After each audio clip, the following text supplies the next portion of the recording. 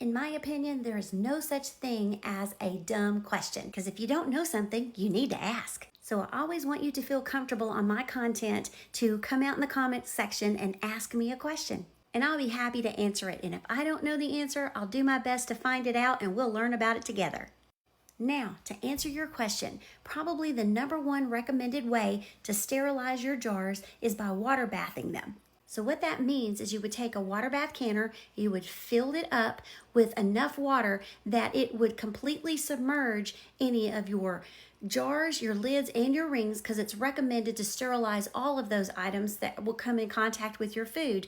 You would submerge them underneath that water and make sure that the water level is high enough that it comes to about an inch above those items that are submerged. Now, what a lot of people don't realize is that canning and the processing times are based on the altitude of which you live.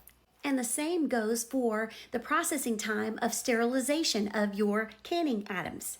So what that means is if you live at an altitude that is from 0 to 1,000 feet, then you would process those items for 10 minutes. So if you live in an elevation that is above 1,000 feet, then you would add 1 minute per 1,000 feet above that elevation.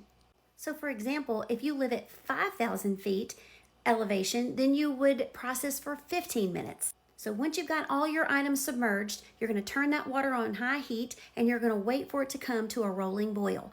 Once it comes to a rolling boil, you're going to set a timer for 10 minutes. That is, if you're at an elevation of 1,000 feet or lower. And that process is going to sterilize all of your jars, lids, and rings, so then they are food safe. It will get rid of any harmful bacteria that could spoil your food.